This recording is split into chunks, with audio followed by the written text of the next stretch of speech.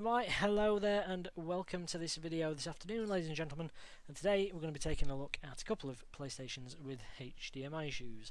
Now, one of which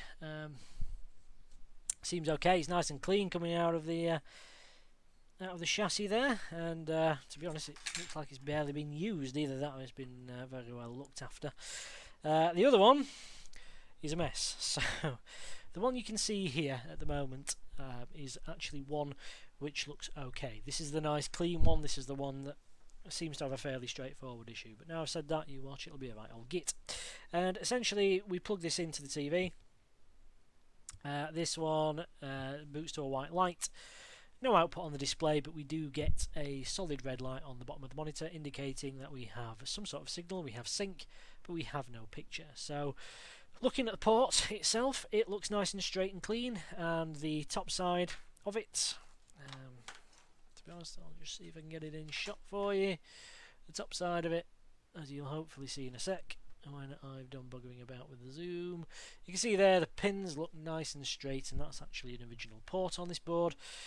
So there's absolutely no need to change that whatsoever. It's all good. Now then, let's get the zoom back in. Okay, so this is the bottom of said HDMI port. Again, we've no issue with that. What we want to do is change the encoder IC. So that's going to be my job right now. So this board should be fairly straightforward. I am having to do this under the scope camera, and no, I still haven't got around to ordering that flexible bloody dogleg tip for the quick station, so this is still going to end up burning my fingers off most likely. To be honest, I do have a bit of cash spare going in the old business account these days, so with any luck, if I can remember and I can be bothered to do it later, then I will. And then we might actually be able to film some half decent videos that make me look like I know kind of what I'm doing. So, oh, that'd be good, wouldn't it? Alright, so we've just popped that first leg off there. Let's get this back in focus. Okay. Oh, bloody hell. The air one's wrapped round the wrong side of this, so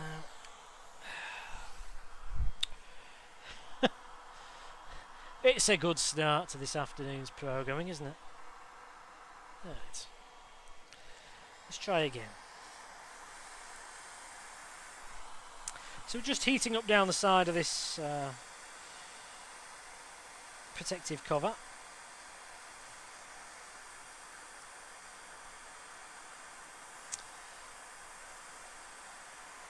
Okay, that's up. So now we go down this side. Pop it down the back. Okay, so that's now lifted free. So now we have this back edge to do. This is a real pain in the arse. Trying to get that so the hose doesn't block your view too much. Not that there's a lot to see at the moment, but okay. So our plate there is off, which is all good. So that is our Panasonic Encoder IC. This is what we're after. This is what we suspect is absolutely knackered.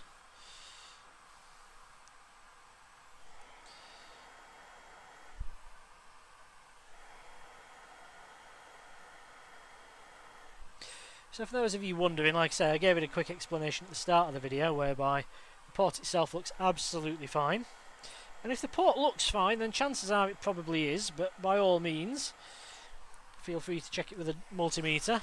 Especially if you're not used to doing these things, you kind of develop a sixth sense for them after you've done so many, where you can sort of hazard a pretty good guess at yes, it is the encoder IC, or yes, it is the port. I mean, for anybody starting out in this particular arena of rework, then I'd always recommend you be thorough and check everything you can.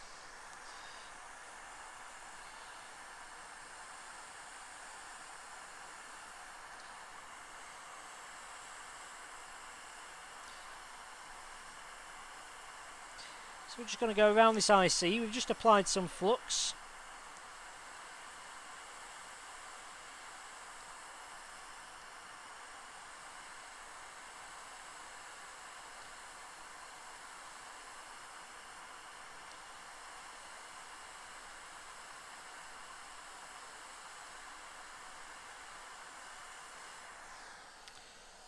Okay, so that's the old encoder IC lifted off. God's sake. I think I'm going to have a shift around on this table of mine, I think.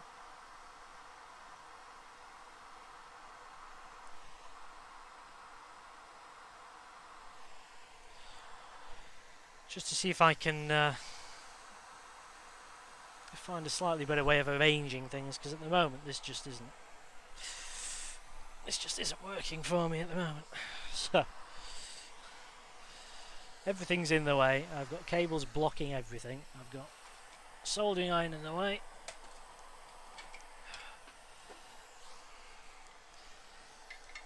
Everything's in the way.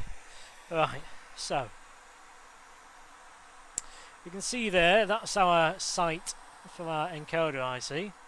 So what we're going to do is we're going to get our soldering iron heated up. We're going to apply a little bit of flux to the site where our new encoder IC will sit. We're going to get some leaded solder.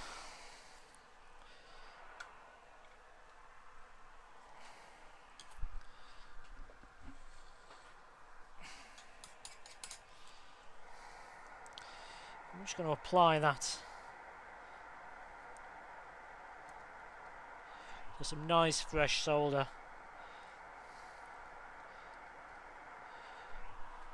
to the pads where this new chip will sit.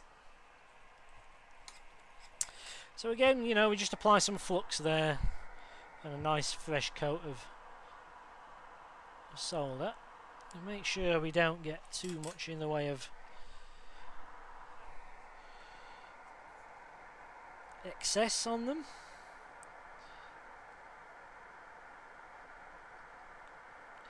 So this is easier to do when you know, the board's quite warm at the moment, obviously, because we've used the hot air on there, so a lot of that heat from the air wanders absorbed into the board,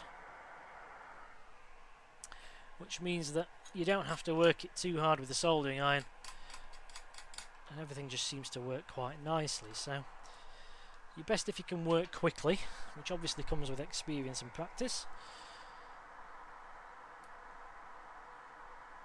Now then, I wonder if I can get a little bit more height on this microscope for you. I wonder.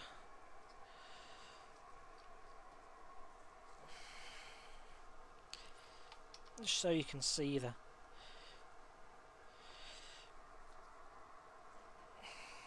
entire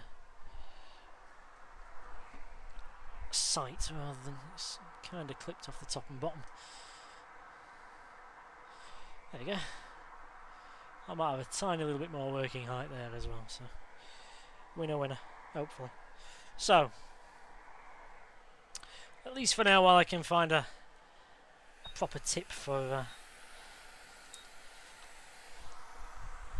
this air station, which will facilitate me a little bit easier rework. So just going to go over the site with a little bit of hot air now. That just reactivates the flux that's in there, and for those eagle-eyed amongst you, looks to be a small bridge on those top two pins just there. There we go. So we're going to get our new IC. Now then, this is going to be fun because the tweezers I've got at the moment are rubbish. I do really badly need some new tweezers. The ends are bent. The ends are bent on these ones, and it makes getting hold of anything particularly difficult. So let's face it, right, when I get back home this evening and I remember I need a kink tip for the quick and I need a couple of pairs of new tweezers. And we might actually be able to do some videos which actually makes me look half competent, rather than the ones that we have at the moment, which makes me look an idiot. So we're going to sight this IC roughly somewhere close whilst applying some heating. See what I mean? You can't really get hold of anything with these things now because the ends are buggered. I did one of these the other day. I actually resorted to sticking it to the tweezer blade rather than actually holding it with it, because holding it with it was frankly a nightmare. So we're just going to nudge this roughly into position. Now it is going to be slightly difficult to seat properly because of course these pads aren't flat at the moment, they're covered in solder. I'm going to try and hold this in position as best I can for the moment, while we start to get some heat on there and flow it. So we've got some flux in there, and as long as it's roughly in position, hopefully our old friend surface tension will help us sight this IC properly. And that's my fluke meter that's just gone on the floor. Fantastic.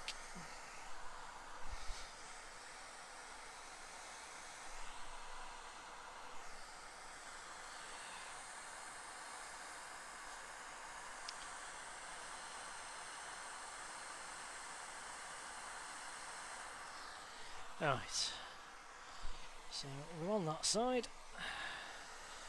Give it a quick work around up here.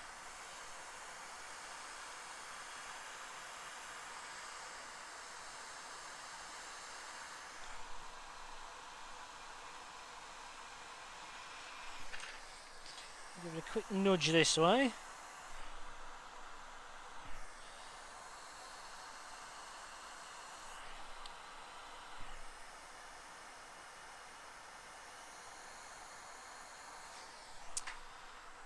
Okay, so I'm just going to take it out of view of the camera for now and just give this a final flow into position. So bear with me.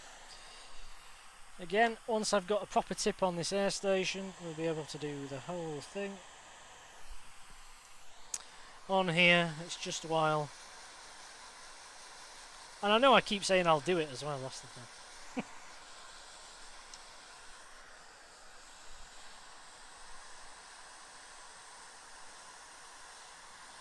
Just been so busy recently, what with getting quite a few machines into repair at the moment, and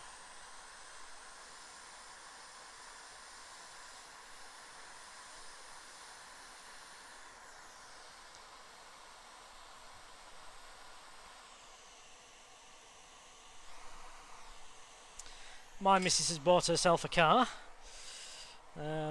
to learn to drive in, which has had a few bits and pieces to do on it, so I've been doing that and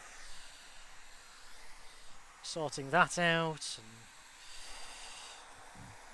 it's really limited the time I've had to do stuff, so you know, I've not really had time to record anything, I've just had to sort of come up here and do it.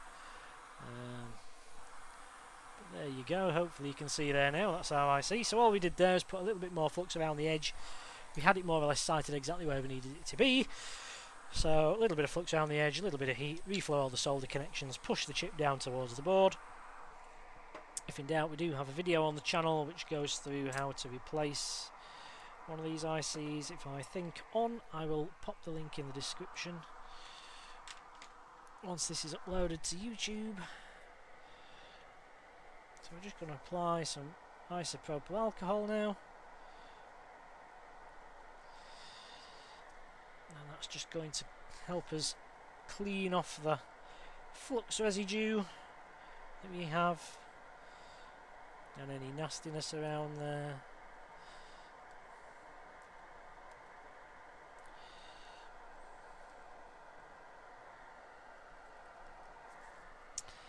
Encoder ICs.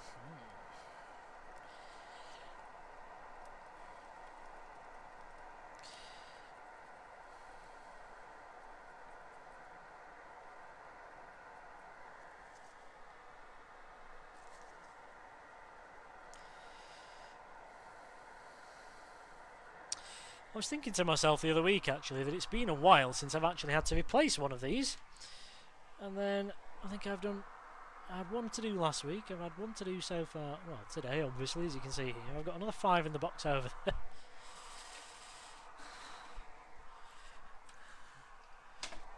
Kiss of death. Right, so as you can see there now, that's all in place, looking rather nice.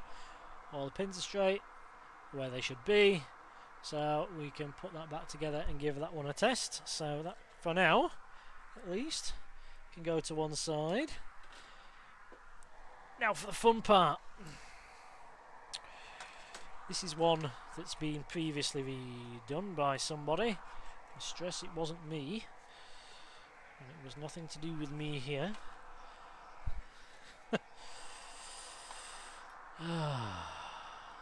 Yep. Don't that look absolutely fantastic? So that's the bottom side. You can probably barely make it out, to be honest, but that's all crusty old rubbish. I presume it's flux, but God knows what sort of flux it is. Those are the ground pins. It looks like they've been soldered in with some lead-free stuff, because it's all cold and horrible, and it's barely flown into position. The top side's not much better, but you know, we're going to clean this off. So in order to do that, what we're going to do first of all is we're going to apply a little bit of heat to the back side of this board. That's going to soften up this old flux residue.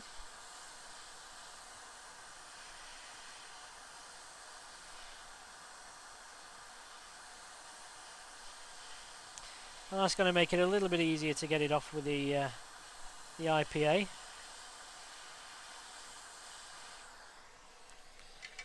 Okay. It's now with a squirt of IPA. Yeah,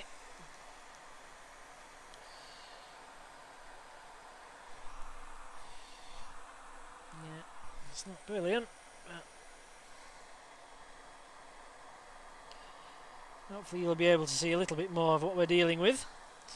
As will I.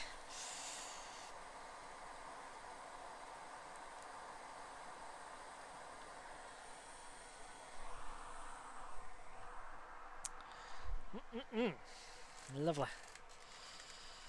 Right. Let's try and get a slightly better position on this.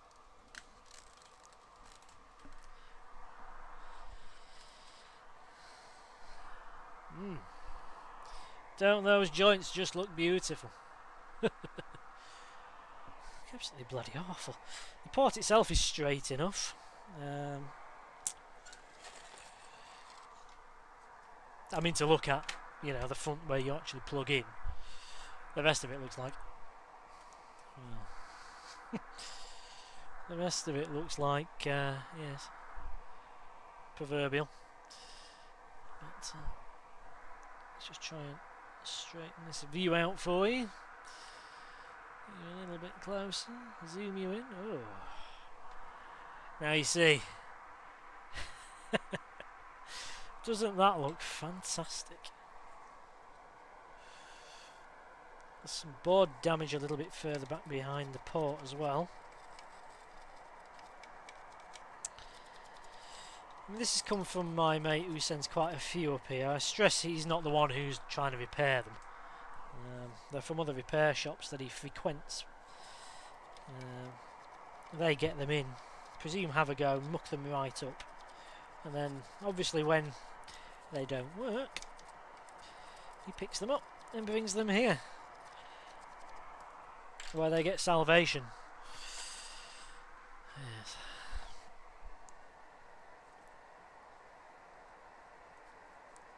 Oh, well, more often than not they get salvation. So that's yeah, looking beautiful, isn't it? So let's have a look, because we're going to have to do a little bit of investigating on this. Bloody hell, that's tragic. I think this is going to be a port off job, to be honest. There's some very interesting stuff going on with one of those pins in the middle there. This one. That one's loose. Oh dearie me.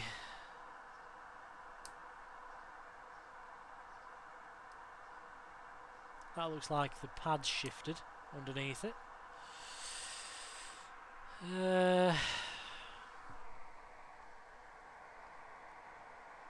Yeah, I think this is going to be a port off job. So I'm going to lift the port off. I'll do that off camera because it's a little bit easier with the amount of room I'll have to work with. And then once the port's off, we can have a look at the header, so we can see if there's any damage done under there. So that will enable us to see if we need any link wires on this thing. So I'll go ahead and do that now, and I'll join you shortly once the port's off.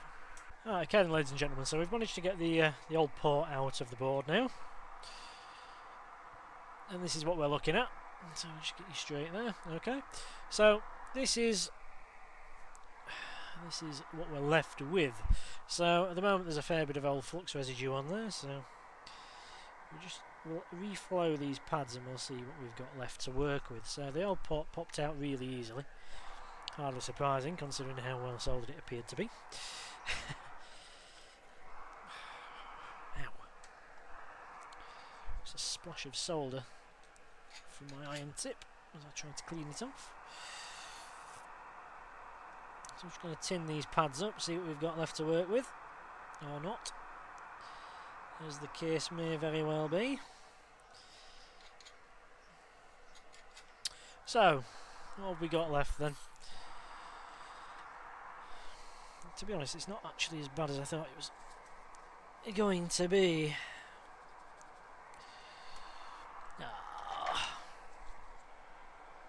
That's not good.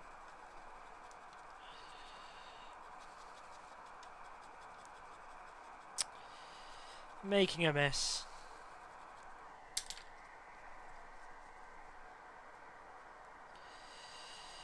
There. Right. Hopefully you can see that now.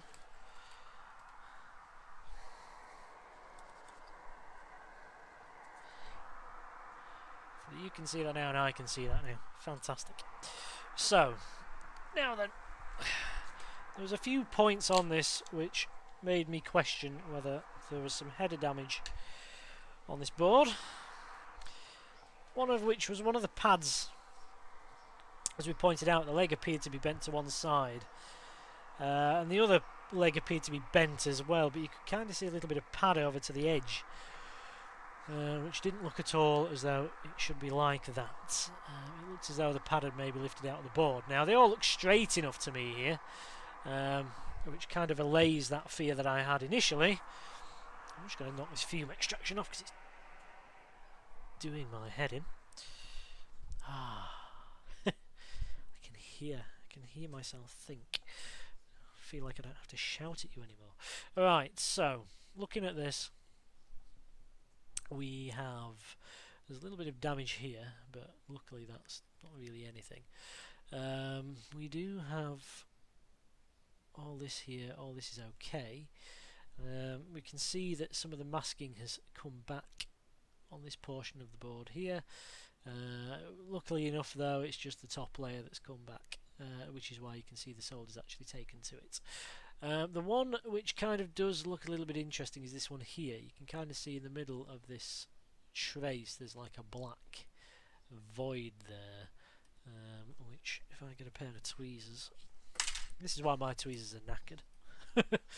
You see something like this now, you know, have a good scrape to see if there's anything there.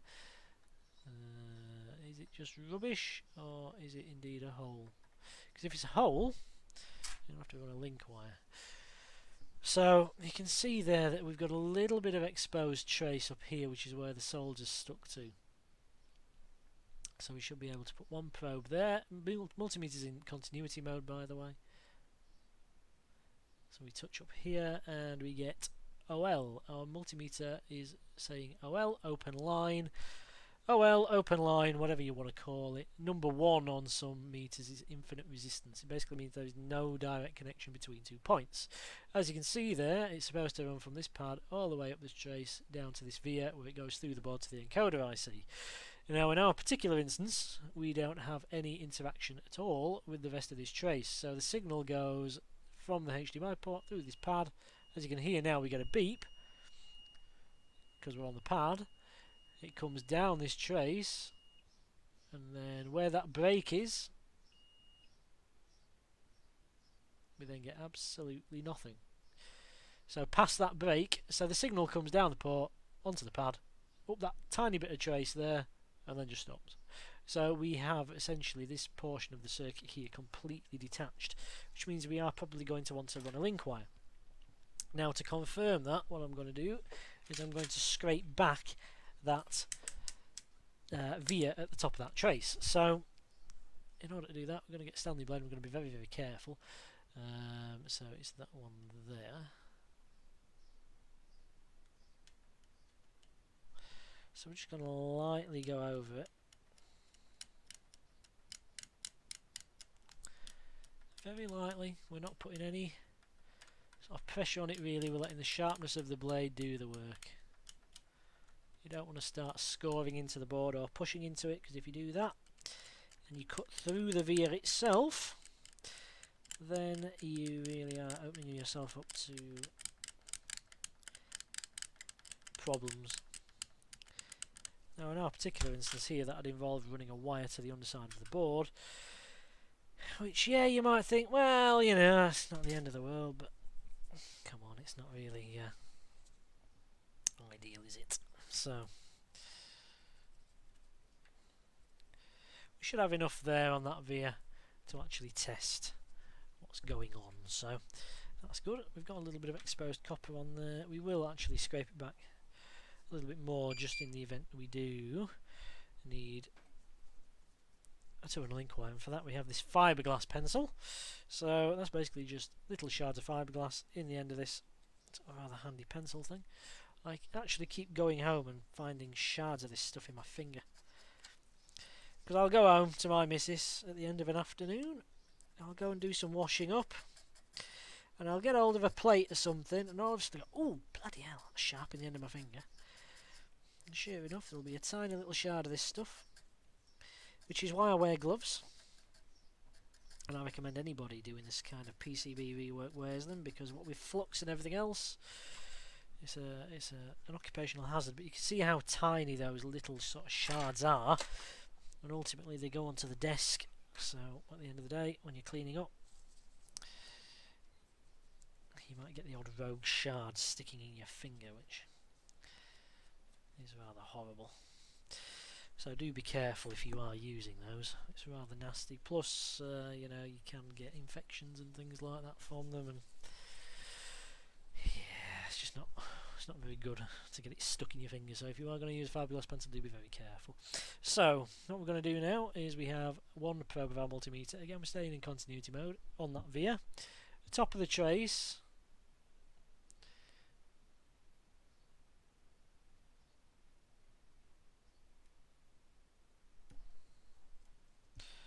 Now then, are we getting anything? Oh yes, we are. There we go. So we can see we have continuity down the trace. Do we have continuity onto the pad? No, we don't. We have a break there. So right at the bottom of that via, yeah, we do, but we go behind the break. No, we don't. So we are going to have to run a link wire to that pad. Marvellous. So which pin is that one then? So that's pin 1, 2, 3, 4, 5, 6, 7. Pin 7. So pin 7 is going to need a link wire running. The others should be okay. Looking at that, I'm not too worried about any of the others. They all look alright. It's just that one particular pin that's going to need a wire running. So what I'll do is I'll drop the new port into here. Again, I'll do that off camera so I've got a bit more room rather than trying to do it underneath the scope, because frankly it can be a bit of a pain. And then once we've done that, we'll come back and we'll solder the port and we'll run the wire. So all I'm doing now is applying a slight dab of flux on there. That's to make sure that our new port adheres properly. Just going to get some fume extraction back on. Going to fill those ground holes up with a bit more solder.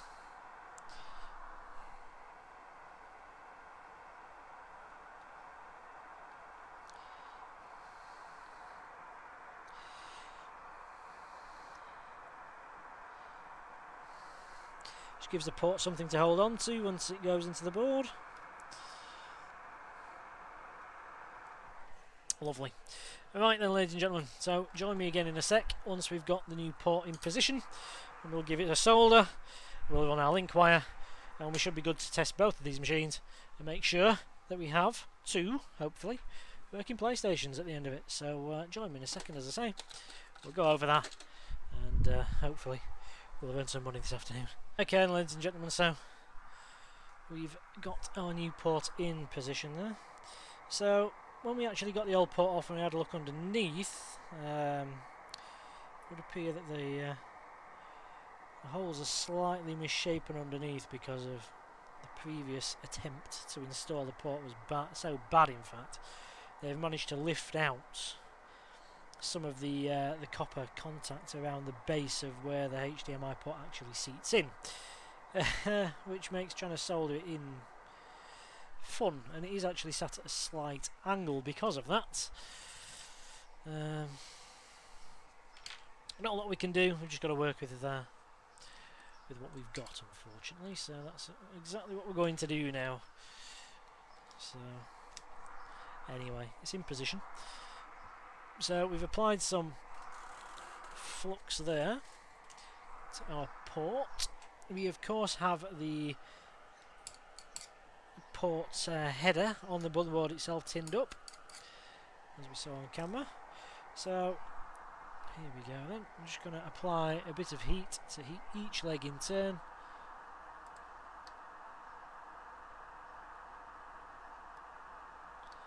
Make sure it's pushed down to the board.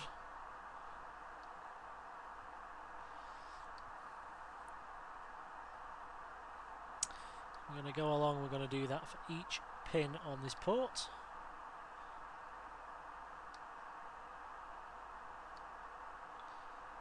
By doing that, we should ensure that each and every single one of them is held in position. So what we're doing, you'll notice, is we're pushing down on the leg, and then once the leg is down and in contact with the board, you see it's shiny because the solder runs up onto the leg of the port. It does that because the solder in combination with the flux actually follows the source of the heat.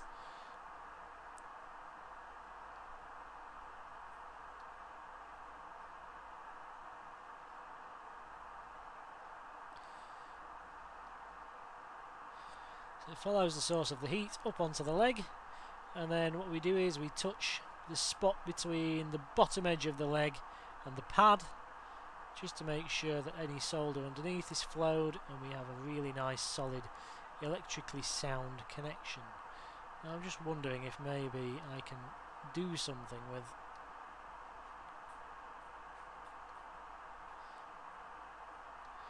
that pad there, which means I don't have to run a link wire. Just try and flow a little bit of solder over the break, but I'm not sure if it's going to have it.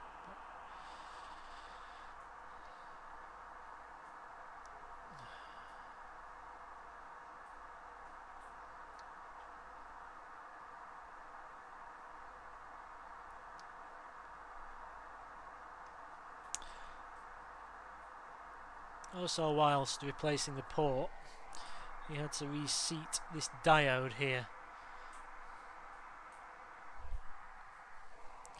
The little black one there, the little diode there, that had to be reseated because somebody had knocked it off, presumably again, during the previous really crap attempt to replace this port. So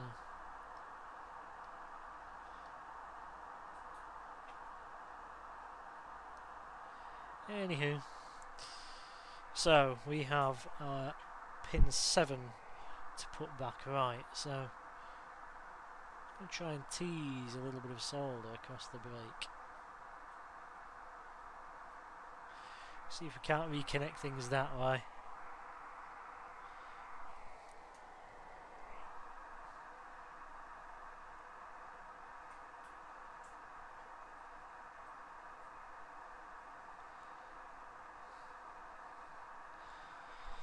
Not sure if it will, but it's worth a go. It's worth a go. It's easier and it's obviously quicker. If you know, it's not that big a gap, but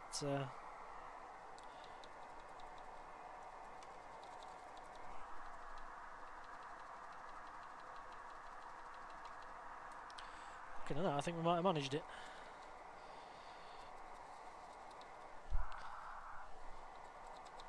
But we'll verify that shortly. So.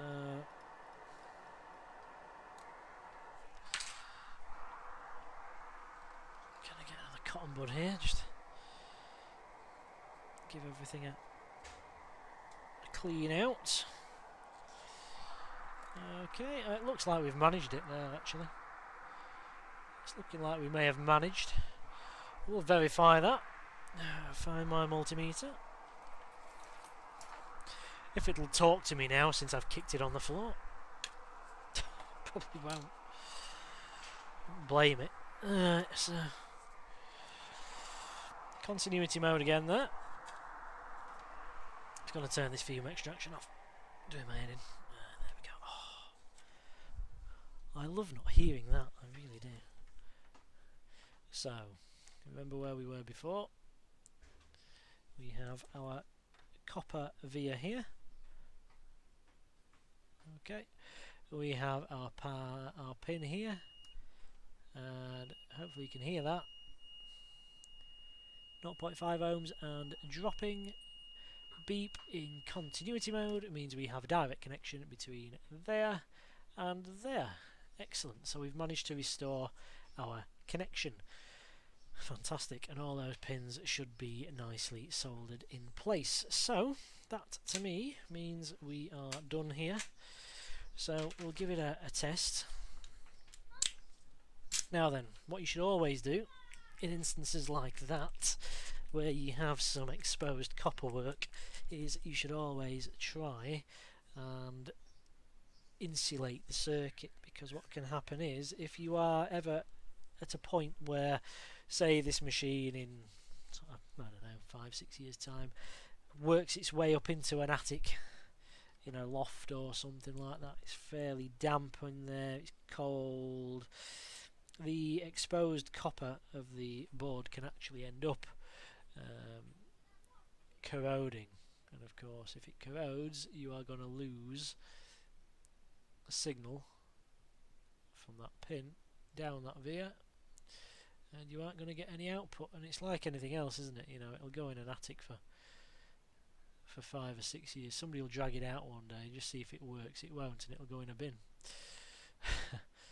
And you know, it's a shame, but that's exactly what would probably happen. So by just insulating up those areas there that you can see that was that were exposed, just by giving those a quick coat in this overcoat pen, should actually stop that from happening. I mean, likewise, I mean, you know, if this is kept in, I don't know where people keep these sort of things these days. You know, it could be anywhere, couldn't it? It really could be anywhere. But anywhere that's sort of fairly sort of humid, you know, where there's a lot of moisture content in the air, it can start to rot through the board, and that's obviously not desirable in any way, shape or form. So we're just going to cover in those areas that look a little bit sorry for themselves, like that there, and we should be good to go. So what we're going to do is we will plug that back in, give it a test, and hopefully we'll have a working PlayStation. So join me in a sec, boys and girls. We'll get both chassis, well, semi-built up, just in case we have to take the boards back out and do a little bit further work on them. But hopefully not. Hopefully they'll work nicely now, and we'll see what happens. So join me in a sec. We'll get them on the TV, and we'll hopefully have a couple of working PS4s. Right, okay, and ladies and gentlemen of YouTube, so let's test these machines out. So we did this yesterday. I've come back up this afternoon to do a bit of tidying about and figured I'd film the testing on here for you. So I haven't got my laptop, so I'm having to make do with the phone camera, so hopefully the microphone is going to pick up the biggest part of this. It's probably going to sound like crap, but anyway, so we've got the two PS4s to test. The first one, which you see in front of you here, is the one which we had to do some repair on the trace to pin 7 on the HDMI, and we also had to replace the port, obviously. Now, yesterday I did a bit of interim testing and we were getting snow on the display, so we ended up replacing the encoder IC as well. So let's just see now what we get. So we get snow in safe mode, and then when it appeared to try and boot at 1080 it wouldn't do anything. So the splash screen there with the PS logo is 1080p.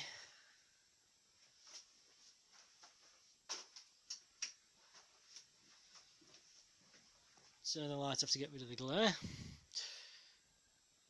So this thing does boot to safe mode and does display an image.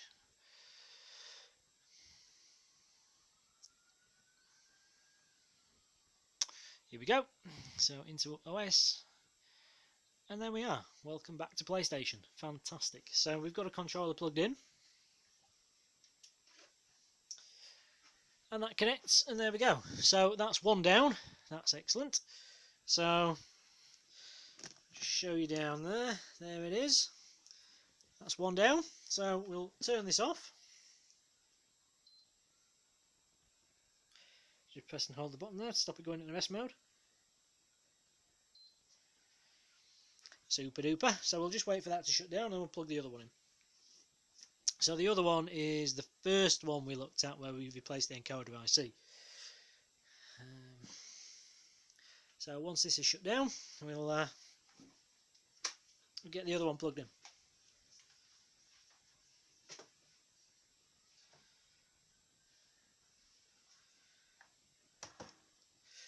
Okay.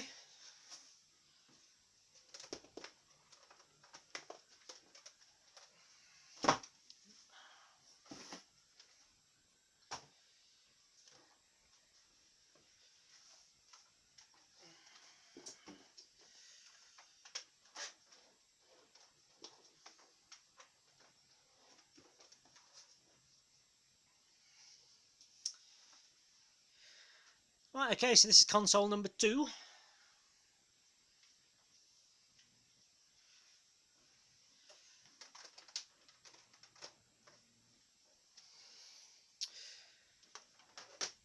So let's see what this does when we try and fire it up.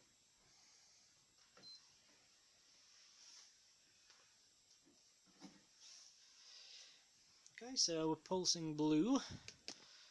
If we go up there, we can see we have our splash logo.